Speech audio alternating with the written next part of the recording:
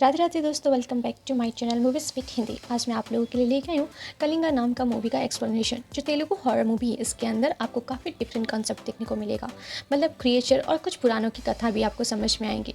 तो मूवी का ज़्यादा और टाइम स्पेंड नहीं करते हुए चलते सीधा एक्सप्लेनेशन की तरफ। फिर जाने से पहले मैं आप सबसे रिक्वेस्ट भी करना चाहूँगी, जो भी मेरे चैनल पर नए आते हैं प्लीज़ मेरे चैनल को सब्सक्राइब कर लीजिए, ताकि हम आप लोग के लिए ऐसे ही आगे interesting web series and movie का एक्सप्लेनेशन ला सके। तो चलते सीधा स्टोरी की तरफ। इस शुरुआत में हमें पुरानों की कथाएं दिखाई जाती है। प्रहलाद के पापा को हिरण्यकश्यप को जब मारने के लिए नरसिंह जी महाराज अपना अवतार लेके आते हैं और वहाँ पे उनका वध करते हैं। उसके बाद उनका क्रोध काफ़ी ज़्यादा बढ़ जाता है और इतना बढ़ जाता है कि वो अपने आप गुस्से को संभाल नहीं पाते हैं। और तमिलनाडु के स्टोरी के अनुसार यहाँ पे भगवान विष्णु का ये गुस्सा रौद्र रूप देख के सारे देवी देवता भी काफ़ी ज़्यादा गुस्सा हो जाते हैं। इनफैक्ट वो समझ नहीं पाते कि वो क्या करें, तो वो जाते हैं सीधा भगवान शिव के पास ताकि उनसे मदद मांग सके। और यहाँ पे भगवान शिव एक अलग ही रूप लेके आते हैं, जो एक पंछी का जैसा शकल होता है और पैर होता है बहुत ही डिफरेंट। मतलब 3 टाइप के जानवरों को मिलके वो एक जानवर बन के आते हैं, एक पंछी बन के, ताकि यहाँ पे वो नरसिंह जी महाराज के साथ लड़ सके और उनको शांत कर सके। और एकदम नरसिंह जी महाराज को भी देख पाते हैं, भी एक रूप लिया जहाँ पे उनका शकल जो शेर के जैसा था, चोंच मुर्गे की जैसी थी और उनका पाँव और पंख भी हुआ करता था, जो काफ़ी ज़्यादा डिफरेंट था। और उन दोनों के बीच में बहुत दिन तक फाइटिंग चला था, जिसकी वजह से लोग और देवी देवता सब घबरा गए थे। और उसी फाइटिंग के बीच में उनकी एक माता आती है जो काफ़ी ज़्यादा शक्तिशाली होती है। और यहाँ पे उन माता का नाम होता है तंग्यदा माता, जो काफ़ी ज़्यादा शक्तिशाली थी। और यहाँ पे वो भगवान विष्णु को और भगवान शिव को दोनों को शांत कर देती है। और उसके बाद उनको दिखाते हुए हमें प्रेजेंट में सीन देखा जाता है, जो 1922 का होता है। कलिंगा नाम के एक शहर के अंदर एक हस्बैंड वाइफ को देख पाते हैं, जहाँ पे उनकी वाइफ को कम सुनाई देता है।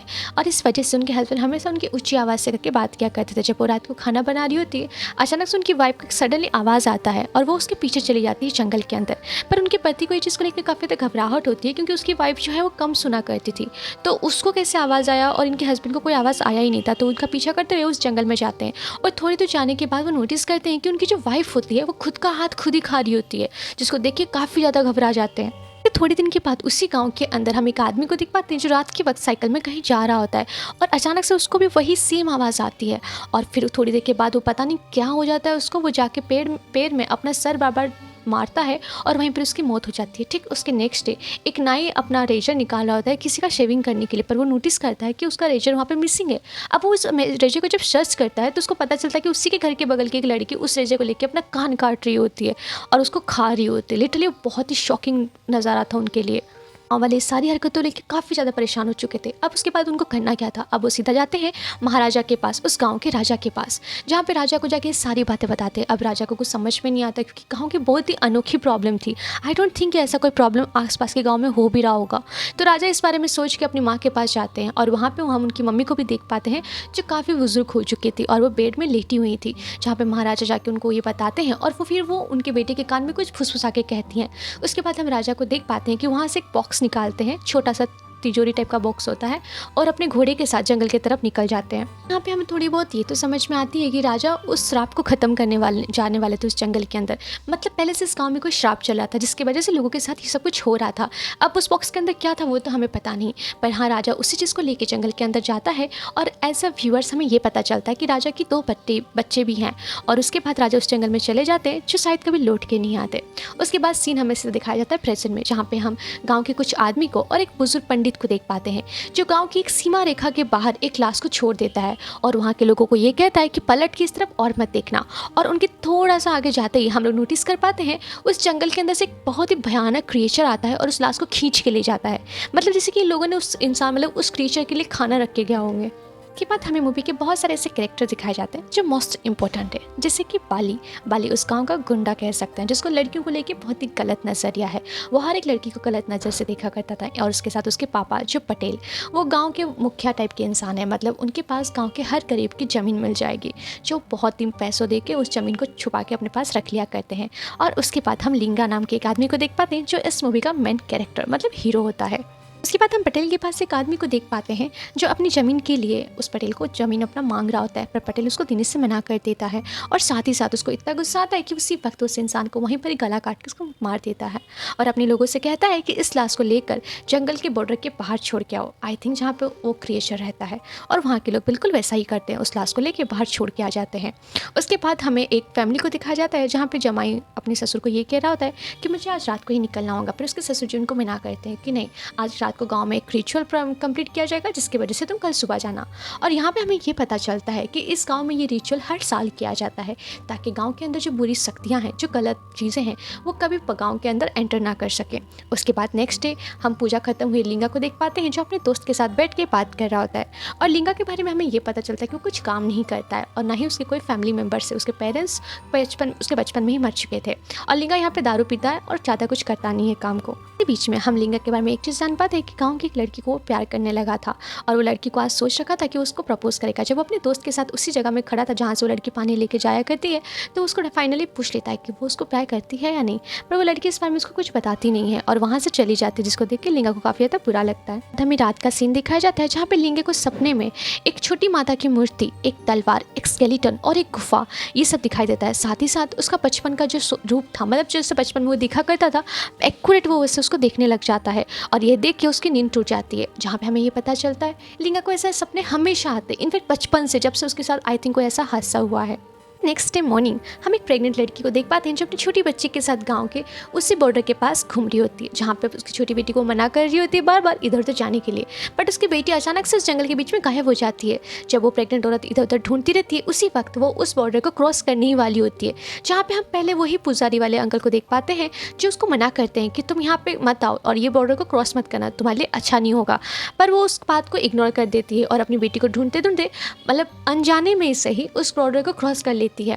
उसके बाद हम यहाँ पे उस छोटी सी लड़की को देख पाते हैं जो उस पुजारी के पास ही होती है और पुजारी उस छोटी सी बेटी को देख के समझ आता है कि उसकी माँ के साथ क्या हुआ होगा। और थोड़ी देर के बाद हम लोग को यहाँ पे दिखाया जाता है वो जंगल से क्रिएचर आके उस प्रेग्नेंट औरत को ले जाता है और फर्स्ट टाइम हमें उस क्रिएचर का फेस भी रिवील किया जाता है, दिखने में काफ़ी ज़्यादा खतरनाक होता है। उसके बाद हम बाली को देख पाते हैं जो अपने दोस्तों के साथ जीप में बैठ के गाँव की सवारी लगा रहा था और उसी वक्त गाँव में एक बुढ़े के साथ उसकी पोती जा रही होती है, जिसको देखने के बाद बाली अपने दोस्तों को कहता है उस छोटी सी लड़की को उठा के अपने पास लेके आने के लिए।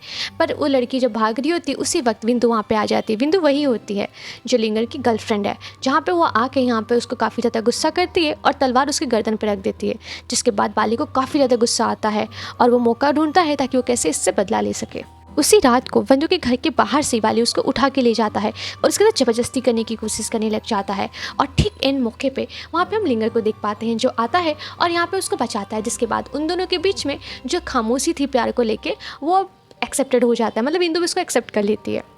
उसके बाद हमें रात का सीन दिखाया जाता है जहाँ पे हम गांव की एक तांत्रिक औरत को देख पाते हैं जिसके पास एक लेडीज़ को लाया होता है और उसके अंदर कुछ भूत प्रेत जैसा होता है, जहाँ पे वो मंत्र उंतर करके उस भूत को वहाँ से निकाल देती है। उसके नेक्स्ट डे हम यहाँ पे लिंगर के दोस्त को देख पाते हैं जो दोनों बैठ के बात कर रहे होते हैं। यहाँ पे हमें पता चलता है कि लिंगर जा रहा है पड़ू के पापा से बात करने के लिए, वो भी उन दोनों की शादी के लिए, और उसी वक्त हम वहाँ पे उस दोनों को जाते हुए देखते हैं। वो पड़ू के पापा के पास यहाँ पे उनके शादी के रिश्ते लेके जाते हैं तो उनके पापा सीधा मना कर देते हैं, क्योंकि लिंगर जो था वो दारू पीता था और ना ही कोई काम किया करता था, तो कोई भी पाप अपनी बेटी को इस तरह के लड़के से शादी तो नहीं कराएगा। और साथ ही साथ उनका एक मतलब शर्त भी हुआ करता था कि एटलीस्ट उस आदमी के पास जिससे उनकी बेटी की शादी होगी उनके पास 2 एकड़ की ज़मीन तो डेफिनेटली होनी चाहिए। जहाँ पे लिंगर कहता है कि हाँ मेरे पास 2 एकड़ की ज़मीन भी है और मैं दारू भी छोड़ दूंगा और काम करना भी शुरू करूँगा ताकि मैं अपने प्यार के साथ रह सकूँ।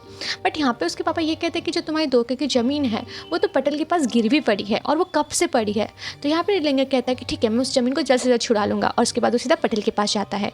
जहाँ पे हम वहाँ पे बाली को भी देख पाते हैं और बाली की और लिंगर की तो बिल्कुल पटती नहीं थी। उसके बाद यहाँ पे जब लिंगर अपना ज़मीन मांगता है तो पटेल उसको मना करता है कि तुम्हारे पापा ने कुछ रकम लिया था जो अभी तक उन्होंने रिटर्न नहीं किया है, जिसकी वजह से ज़मीन मैं तुमको दे नहीं सकता। पर बाली बोलता है कि मेरे पापा जी दादाजी सब कोई उस पैसे को दे चुके हैं, इनफैक्ट मैं भी आज तक वो पैसा दे रहा हूँ, तो मेरे हिसाब से अभी तक वो ज़मीन मुझे मिल जानी चाहिए।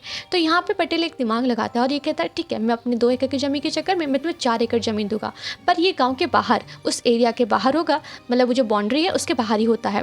तो बाली मतलब जो लिंगर होता है वो इस बात को मान जाता है। पर यहाँ पे बाली को भी देख पाते हैं वो काफ़ी ज़्यादा गुस्सा होता है और उसके जाने के बाद वो पटेल से पूछता है कि आपने ऐसा क्यों किया, जहाँ पे वो बताते हैं कि वो जंगल श्रापित है, उस एरिया एक्चुअली जहाँ पे जिन्होंने उस जगह को दिया है और इस जगह की वजह से जो भी आज तक उस जगह में गया हुआ है वो आज तक अभी जिंदा लौट के नहीं आया है, इसी की वजह से वो जगह को यहाँ पे लिंगर को दे दिए हैं। इसके बाद हमें स्टोरी पास्ट का दिखाया जाता है, मतलब लिंगर का बचपन का, जहाँ पे वो अपने दादाजी के साथ एक बक्सा लेके उसी जंगल के रास्ते की तरफ से जा रहे होते हैं, जहाँ पे उनके दादाजी उनको एक स्टोरी सुनाते हैं कि एक बहुत ही क्रूर राजा हुआ करता था, जो उसी लिंगर राज्य को जीतने के लिए बहुत बार कोशिश किया करता था, क्योंकि लिंगर राज्य के अंदर खजाना छुपा हुआ था। और बट वहाँ की जो माता होती हैं वो इस जगह को प्रोटेक्ट किया करती थी, पर वो इस जगह को जीत नहीं पाया। पर अनफॉर्चुनेटली जब राजा की मौत हो जाती है तो उनका बेटा इसी जंगल को, इसी राज्य को पाने के लिए फिर से आक्रमण करता है। जब वो पॉसिबल नहीं हो पाता है तो वो एक काला जादू करके एक क्रिएचर बनाता है जो इस गांव में उसको छोड़ देता है, और माता का जितना भी गहना गांठी जो भी था वो सब कुछ चुरा के ले जाता है, साथ ही साथ उस खजाने को भी। जिसके बाद इस गांव की जो माता होती है वो काफ़ी ज़्यादा क्रोधित हो जाती है, और फिर वो उसी काला जादू को उस जगह, उस राज्य के ऊपर उल्टा कर देती है, जिसकी वजह से राजा के लोग, जो वहाँ पे राज्य के लोग हुआ करते थे, वो अपने आप को ही काट के मारने लग गए थे। इनफैक्ट वो खाने लगे थे, जैसे कि हमने मूवी की शुरुआत में भी देखा था। और शायद ही वही राजा है जो अपना सेक्रीफाइस दे के उस गाँव को बचाए थे। उसके बाद हमें प्रेजेंट का सीन दिखाया जाता है जहाँ पे लिंगर की शादी हो जाती है उसकी गर्लफ्रेंड के साथ। पर यहाँ पे लिंगर के दिमाग में बात चल रहा था कि पटेल उसको 2 एकड़ की ज़मीन की जगह में 4 एकड़ की ज़मीन क्यों दिया है। जिसके बाद इस चीज़ को पुष्टि करने के लिए अपने दोस्त के साथ जाता है उसी जंगल के एरिया को मापने के लिए कि उसने जो ज़मीन दी वो सही है भी या नहीं। उसके बाद वो लोग निकल के जाने ही वाले होते हैं नेक्स्ट डे। तरह हम लिंगर की वाइफ को भी देख पाते हैं जो मंदिर से पूजा करके अपने घर के लिए रिटर्न आ रही होती है, जहाँ पे रास्ते में उसको वही काली माँ की साधिका मिलती है जो उस गांव में मंत्र तंत्र क्या करती थी। जहाँ पे वो लिंगर को ये बताती है, मतलब लिंगर की वाइफ को, कि तुम्हारे पति के ऊपर मौत मंडरा रही है तो तुम उसको ध्यान रखा करो। जिसको सुनने के बाद उसकी वाइफ काफ़ी ज़्यादा घबरा जाती है, और रात के बाद लिंगर उसको ये बताता है कि नेक्स्ट डे वो उसी जंगल में जाके चेक करने वाला है। पर लिंगर की वाइफ काफ़ी ज़्यादा घबरा चुकी थी पहले से उस औरत की बात को सुन के, तो वो उसको मना करती है। पर लिंगर उसको समझाता है कि ऐसा कुछ भी नहीं होगा, तुम टेंशन मत लो। फिर नेक्स्ट डे मॉर्निंग लिंगर और उसका दोस्त दोनों के दोनों उस जंगल में चले जाते हैं ताकि उस जंगल को वो माप सके। लिंगर और उसके दोस्त को उस जंगल में जाए हुए काफ़ी दिन हो चुका था, पर इधर बाली और पटेल दोनों के दोनों घबरा चुके थे, क्योंकि अभी तक यहाँ पे लिंगर की मौत की खबर मिली नहीं थी, क्योंकि ऐसा कभी भी नहीं हुआ था। जब भी उस एरिया में कोई भी गया है वो तुरंत वहीं पर ही मरा है, पर अभी तक लिंगर की मौत की खबर तक भी नहीं मिली थी। तो बाली इस चीज़ को लेकर अपना श्योरिटी बताता है कि ऐसा क्या हो रहा है, तो वहाँ पर वो चेक करने के लिए जाने के लिए तैयार होता है। लिंगर की वाइफ को भी देख पाते हैं जो काफ़ी ज़्यादा घबराई हुई थी, क्योंकि लिंगर की वाइफ को रात को आके बाली ये बताया था कि तुम्हारा पति कभी रिटर्न आएगा ही नहीं, जिसको लेकर वो काफ़ी ज़्यादा घबरा जाती है और बार बार लिंगर को अपने सपनों में देखा करती है। इधर हम जंगल के अंदर लिंगर के दोस्त को भी देख पाते हैं जो सुबह उठ के चेक करता तो लिंगर उसके पास होता ही नहीं है, तो वो इधर उधर जब लिंगर को ढूंढ रहा होता है तो लिंगर उसको मिल भी जाता है। और यहाँ पे हमें फ्लैशबैक का एक स्टोरी फिर दिखाया जाता है, जहाँ पे हम लिंगर और उसके दादाजी को देख पाते हैं, जहाँ पे दादाजी उसको स्टोरी बताते हुए ये भी कहते हैं कि इस बक्से के अंदर तुम्हारे सारे सवालों के जवाब मिल जाएंगे। और एक्चुअल में लिंगर इस जंगल के अंदर वो बक्से को ही ढूंढने आया था, क्योंकि उसके दादाजी को उसी दिन वो क्रिएचर आके मार के ख़त्म कर दिया था, जिसकी वजह से लिंगर को हमेशा ऐसे वाले सपने आया करते थे जिसकी वजह से के उठ जाया करता था। अब लिंगर इधर उधर बहुत ढूंढता है और अनफॉर्चुनेटली उसको वो बक्सा भी मिल जाता है जिसके अंदर एक डायरी होता है, और वही राजा की पूरी स्टोरी वहाँ पे लिखी हुई होती है। उस डायरी को पढ़ने के बाद लिंगर को समझ में आ जाता है कि इस जंगल के अंदर बहुत खजाना छुपा है, और जैसे कि ये राजा का ही आई थिंक, मतलब एज अ व्यूअर्स हम लोग को यही लगता है कि लिंगर को इतना सपना आने का मतलब भी शायद यही है कि वो राजा के वंशज में ही बिलोंग करते हैं, जिसकी वजह से अभी तक क्रिएचर ने उसको मारा नहीं था और उसके ऊपर माता का आशीर्वाद भी होता है। जिसके बाद यहाँ पे लिंगर और उसका दोस्त दोनों मिल के फाइनली वो गुफा भी ढूंढ लेते हैं जहाँ पे वो राजा ने अपनी बलि चढ़ाई थी। उसके बाद वो उस गुफे के अंदर जाते हैं जहाँ पे उनको एक बक्सा मिलता है, और साथ ही साथ वो तलवार, वो माता की मूर्ति जो अक्सर उसको सपने में दिखाया जाता था, और साथ ही साथ एक स्केलेटन पड़ा हुआ था, शायद वो उसी राजा का हो सकता है जो यहाँ पे आके अपनी बलि चढ़ा दिए थे। लिंगर और उसके दोस्त तो सारी चीज़ों को नोटिस कर रहे होते हैं। अचानक से उसी बीच में बाली टपक जाता है अपने कुछ दोस्त गुंडों को लेकर, जहाँ पे वो ये कहता है कि आज तक इस गांव में जो भी आया है वो तो मरा ही है, पर तू कैसे नहीं मरा ये तो मुझे पता नहीं, पर अब तुम मरेगा जरूर। और ये कहते हैं उन दोनों के पीछे फाइट शुरू हो जाता है, और जैसे कि इन दोनों के पीछे फाइट हो रहा था अचानक से एक बहुत ही भयानक आवाज़ आता है जिसको सुन के ये दोनों के दोनों घबरा जाते हैं। और यहाँ पर हम उसी क्रिएचर को आते हुए देखते हैं जो जिसकी वजह से पूरा का पूरा गाँव श्रापित है। भाई आप लोग ये सोच रहे हैं कि अगर वो क्रिएचर अभी भी वहाँ पे था तो उसने अभी तक लिंगर को क्यों नहीं मारा। सेम थॉट मेरे अंदर भी है।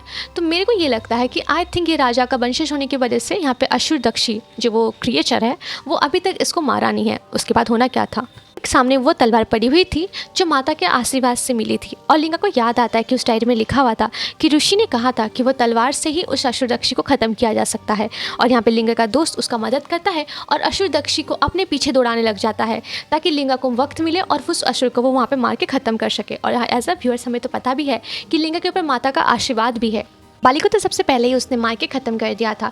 उसके बाद वहाँ पे लिंगर के दोस्त के पीछे जाता है और लिंगर मौका पाते ही उस अशुरक्षी को उसी तलवार से मार के ख़त्म कर देता है। और यहाँ पे वो सारा सोना गांठी, इनफैक्ट वो माता की मूर्ति के साथ वो तलवार अपने साथ ले आता है। उसके बाद हमें कुछ दिन के बाद का सीन दिखाया जाता है जहाँ पे हम लिंगर को देख पाते हैं जो बहुत ही ज़्यादा अमीर हो चुका आता है और वो उस गाँव को छोड़ के अपनी बीवी के साथ एक बाहर जगह में अपने गाँव मतलब एक जगह बसा लेता है। इसी बीच हमें एक शॉकिंगली फ्लैशबैक का सीन दिखाया जाता है। मतलब जब लिंगा जंगल के अंदर जाने ही वाला होता है तब उसी रात को उसकी वाइफ ने एक ताबीज़ उसके हाथ में बांधी थी जो वही कालिस माता का साधिका ने उनको हाथ दिया था उनके पति के हाथ में बांधने के लिए। और शायद इसीलिए वो क्रिएचर अभी तक उसको कुछ भी नहीं किया था। मे भी हो सकता है उसके वजह से लिंगर अभी तक जिंदा है। इसके बाद ये लोग काफ़ी अच्छे से रहते हैं। कुछ दिन के बाद सीन दिखाया जाता है जो फिर से फुल मून नाइट का एक सीन आता है, मतलब पूर्णिमा रात्रि हो जो होता है हम लोग का। जब वो आता है फिर से वो क्रिएचर जगता है, मतलब वो क्रिएचर कभी ख़त्म ही नहीं होता, वो बस उस जगह में कुछ टाइम के लिए कैद हो जाता है। जब फुल मून का नाइट आता है तो फिर से वो क्रिएचर जगता है और उसी गाँव के अंदर फिर से उसी टाइप का मौत होने शुरू हो जाता है। और इसी सीन को दिखाते हुए ये मूवी यहाँ पे ख़त्म होता है। तो ये थी पूरी मूवी का एक्सप्लेनेशन। आपको इस मूवी का एक्सप्लेनेशन कैसा लगा तो प्लीज़ मुझे कमेंट करके जरूर बताइएगा। और अगर ऐसे ही interesting horror, Telugu, Tamil horror movie web series आपको पसंद है तो प्लीज़ मेरे चैनल को सब्सक्राइब कर लीजिए। आगे मिलते हैं नेक्स्ट वीडियो के साथ, तब तक के लिए राधे राधे।